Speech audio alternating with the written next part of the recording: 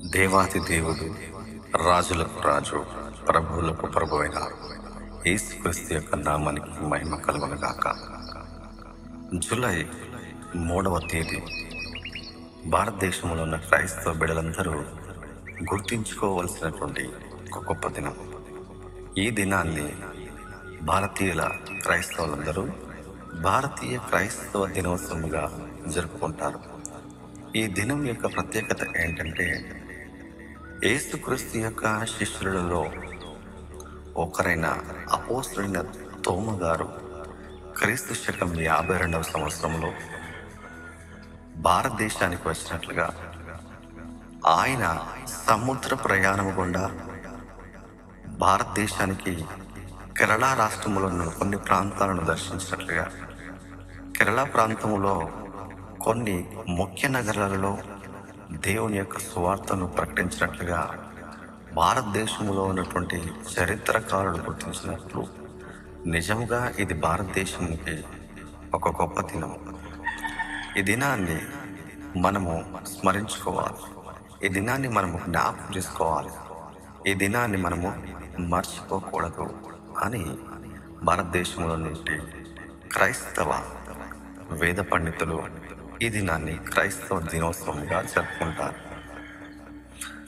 ఎలాంటి సముద్ర ప్రయాణాలు కానీ, క్రీస్తు శకం 52వ సంవత్సరంలో జెరూసలేము ప్రాంతంలో ఎలాంటి ఓడరేవులు కానీ లేనప్పుడు, యేసుక్రీస్తు యొక్క శిష్యుడైన తోమ గారు భారతదేశంలో గురించి విన్నాడు.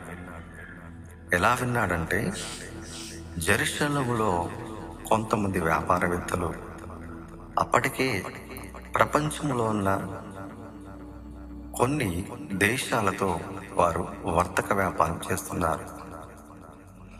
వర్తక వ్యాపారం చేసిన గొప్ప యూదులు వారు భారతదేశంతో వ్యాపార సంబంధాలు కలిగినటువంటి కొంతమంది యూతుల ద్వారా భారతదేశం కూర్చున్నటువంటి వినికిడిని తోమ గారు విని ఉన్నారు. అపోస్తలుడైన తోమ గారు భారతదేశం గురించి విన్నప్పుడు, ఏ విధము చేతనైనను నేను భారతదేశానికి వెళ్ళి యేసుక్రీస్తు యొక్క సువార్తను ప్రకటించాలి, యేసుక్రీస్తు యొక్క ప్రేమ సామ్రాజ్యాన్ని నేను స్థాపించాలనే సమర్పణ కలిగి, త్యాగపూర్తమైన జీవితం కలిగి, క్రీస్తు శకం 52వ సంవత్సరంలో తాను మొదటి మిషనరీగా భారతదేశానికి రావడం జరిగింది. ఆయన సముద్ర ప్రయాణం చేస్తూ భారతదేశానికి వచ్చిన మొదటి మిషనరీగా మనము చరిత్రలో కొన్ని లేఖనాల ద్వారా తెలుసుకుంటాం.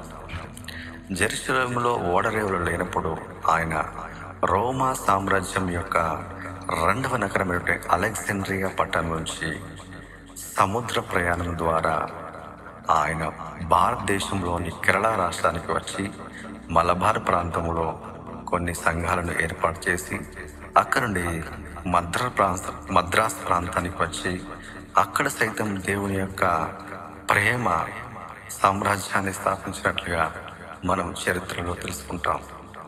ఎందుకు ఈ దినాన్ని ప్రత్యేకంగా జ్ఞాపించుకోవాలంటే, క్రైస్తవ బిడ్డలందరూ తెలుసుకోవాల్సిన ముఖ్య విషయం ఏంటంటే, మన భారతదేశంలో ఉన్నటువంటి కొంతమంది బిడ్డలు ఏమంటున్నారంటే, ఇది ఇంగ్లీష్ వారి చేత ఈ మతం భారతదేశంలోకి వచ్చింది, ఇంగ్లీష్ వారి చేత క్రైస్తవ్యం భారతదేశంలో స్థాపించబడిందని ఒక తప్పుడు బోధను మన భారతదేశంలో ఉన్న క్రైస్తవ బిడ్డలకు, మన భారతదేశంలో ఉన్నటువంటి ప్రజలకు సైతం ఒక తప్పుడు బీజాన్ని వారి యొక్క హృదయాలలో నాటారు.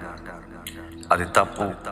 క్రీస్తు శకం 52వ సంవత్సరంలోనే యేసుక్రీస్తు యొక్క 12 మంది శిష్యులలో ఒకరైన తోమ గారు భారతదేశానికి వచ్చారు. ఆయన భారతదేశంలో సువార్త పరిచర్య చేశాడు. భారతదేశంలో ఉన్న మొట్టమొదట సువార్త పరిచర్య చేసి కేరళ ప్రాంతంలో, కేరళ రాష్ట్రంలో, మలబార్ ప్రాంతంలో, ముఖ్య నగరమైన ఆ ప్రదేశాల్లో మొట్టమొదట ఆయన సువార్త పరిచర్య ప్రారంభించి, ఆయన సువార్త పరిచర్య ద్వారా రక్షణ మార్గములకు నడిపించినటువంటి కుటుంబాలు ఏవంటే, మలబార్ ప్రాంతంలో ఉన్నటువంటి బ్రాహ్మణ కుటుంబాలను ఆయన క్రైస్తవులకు నడిపించాడు. ఎక్కడైతే ఆయన సంఘ స్థాపన చేశాడో, ఎక్కడైతే ఆయన కాలు పెట్టాడో, ఎక్కడైతే ఆయన పరిచర్యను ప్రారంభించాడో అవి ఇప్పటికీ గుర్తించుకోవలసినటువంటి పరిశుద్ధ సంఘాలుగా, పరిశుద్ధమైన పట్టణాలుగా, భారతదేశంలో ఒక ప్రత్యేకమైనటువంటి నగరాలుగా ఉన్నాయి. కమ్యూనిస్టుల కంచుకోటైనటువంటి కేరళ రాష్ట్రంలో అత్యధికులు చదువుకున్నవారు, వేద పండితులు, ప్రభువులో ఉన్నవారు అని గుర్తించుకోవాలి. చరిత్రకు వెళ్ళి మనం పరిశోధించినట్లయితే కనుక మన భారతదేశంలో ఉన్న ప్రతి క్రైస్తవ బిడ్డ ఈ దినం గురించి ఈ దినం యొక్క ప్రత్యేకత ఏంటి, ఈ దినాన్ని భారతీయ క్రైస్తవులు ఎందుకు భారతీయ క్రైస్తవ దినాన్ని జరుపుకుంటారు అని తెలుసుకోవాలి. ఈ దినం యొక్క ప్రత్యేకతను గుర్తించాలి. తోమా ఏ విధముగా యేసుక్రీస్తు యొక్క పునరుత్థానాన్ని నమ్మక ఇంకను అవిశ్వాసంలో ఉన్నప్పుడు తోమా గారిని దర్శించినటువంటి యేసు ప్రభు ఈ దినాన్ని మనల్ని దర్శించాలి.